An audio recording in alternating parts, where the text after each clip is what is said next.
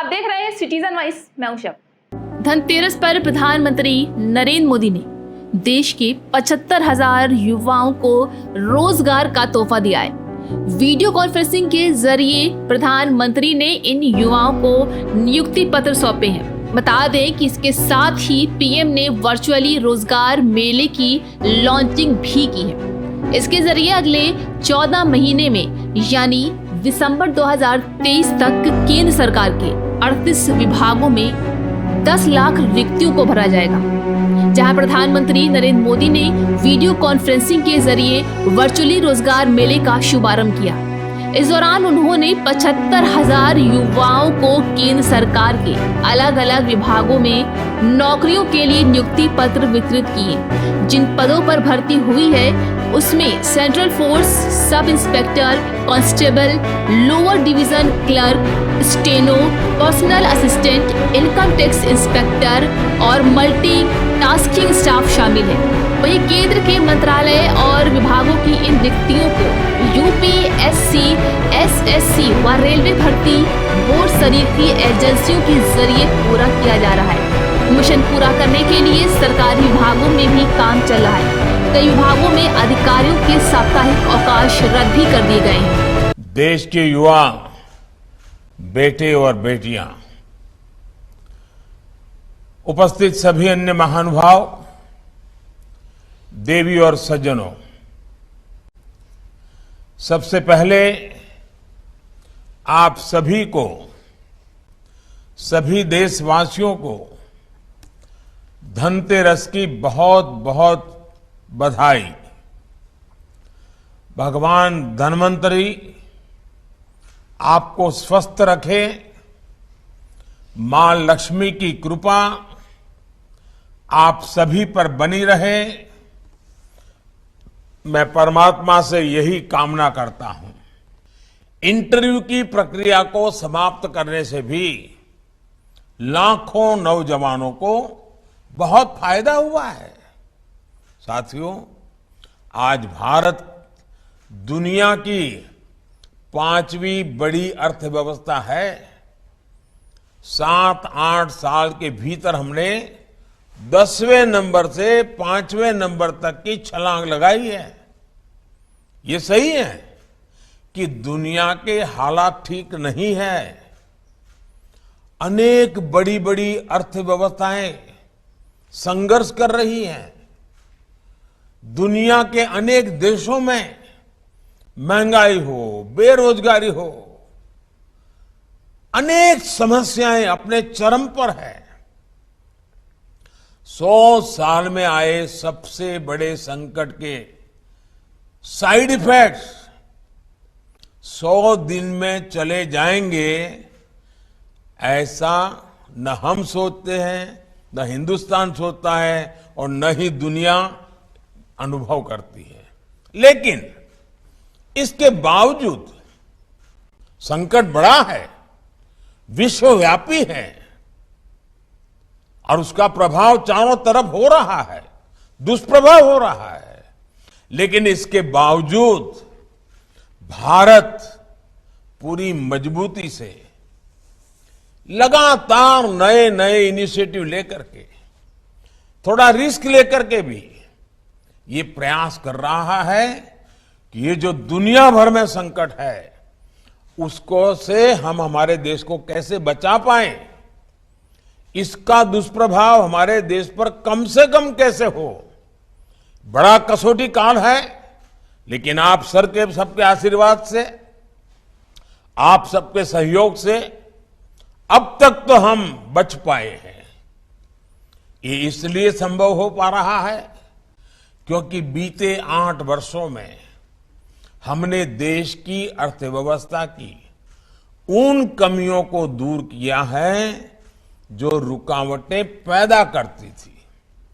साथियों, इस देश में ऐसा वातावरण बन रहा है जिसमें खेती की, प्राइवेट सेक्टर की, छोटे और लघु उद्योगों की ताकत बढ़े। ये देश में रोजगार देने वाले सबसे बड़े सेक्टर है। आज हमारा सबसे अधिक बल युवाओं के कौशल के विकास पर है, स्किल डेवलपमेंट पर है। प्रधानमंत्री कौशल विकास योजना के तहत देश के उद्योगों की जरूरतों के हिसाब से युवाओं को ट्रेनिंग देने का एक बहुत बड़ा अभियान चल रहा है। इसके तहत अभी तक 1.25 करोड़ से अधिक युवाओं को स्किल इंडिया अभियान की मदद से ट्रेन किया जा चुका है। इसके लिए देश भर में कौशल विकास केंद्र खोले गए हैं। इन 8 वर्षों में केंद्र सरकार द्वारा उच्च शिक्षा के सैकड़ों नए संस्थान भी बनाए गए हैं। हमने युवाओं के लिए स्पेस सेक्टर खोला है, ड्रोन पॉलिसी को आसान बनाया है ताकि युवाओं के लिए देश भर में ज्यादा से ज्यादा अवसर बढ़े। साथियों, देश में बड़ी संख्या में रोजगार और स्वरोजगार के निर्माण में सबसे बड़ी रुकावट बैंकिंग व्यवस्था तक बहुत सीमित लोगों की पहुंच भी थी। इस रुकावट को भी हमने दूर कर दिया है। मुद्रा योजना ने देश के गांवों और छोटे शहरों में उद्यमशीलता का विस्तार किया है। अभी तक इस योजना के तहत करीब करीब 20 लाख करोड़ रुपए के ऋण दिए जा चुके हैं। देश में स्वरोजगार से जुड़ा इतना बड़ा कार्यक्रम पहले कभी लागू नहीं किया गया। इसमें भी जितने साथियों को यह ऋण मिला है उसमें से 7.5 करोड़ से अधिक लोग ऐसे हैं जिन्होंने पहली बार अपना कोई कारोबार शुरू किया है, अपना कोई बिजनेस शुरू किया है। और इसमें भी सबसे बड़ी बात, मुद्रा योजना का लाभ पाने वालों में लगभग 70% लाभार्थी हमारी बेटियां हैं, माताएं बहनें हैं। इसके अलावा एक और आंकड़ा बड़ा महत्वपूर्ण है। बीते वर्षों में सेल्फ हेल्प ग्रुप से 8 करोड़ महिलाएं जुड़ी हैं, जिन्हें भारत सरकार आर्थिक मदद दे रही है। ये करोड़ों महिलाएं अब अपने बनाए उत्पाद देश भर में बिक्री कर रही है, अपनी आय बढ़ा रही हैं। अभी मैं बद्रीनाथ में कल पूछ रहा था, माताएं बहनें जो सेल्फ हेल्प ग्रुप मुझे मिली, उन्होंने कहा इस बार जो बद्रीनाथ यात्रा पे लोग आए थे, हमारा 2.5 लाख रुपया हमारा एक एक ग्रुप की कमाई हुई है। साथियों, गांव में बड़ी संख्या में रोजगार निर्माण का एक और उदाहरण हमारा खादी और ग्रामोद्योग भी है।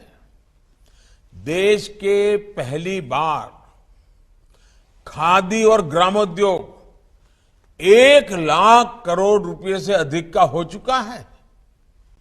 इन वर्षों में खादी और ग्रामोद्योग में 1 करोड़ से अधिक रोजगार बने हैं। इसमें भी बड़ी संख्या में हमारी बहनों की हिस्सेदारी है। साथियों, स्टार्टअप इंडिया अभियान ने तो देश के युवाओं के सामर्थ्य को पूरी दुनिया में स्थापित कर दिया है। 2014 तक जहां देश में कुछ इने गुने 100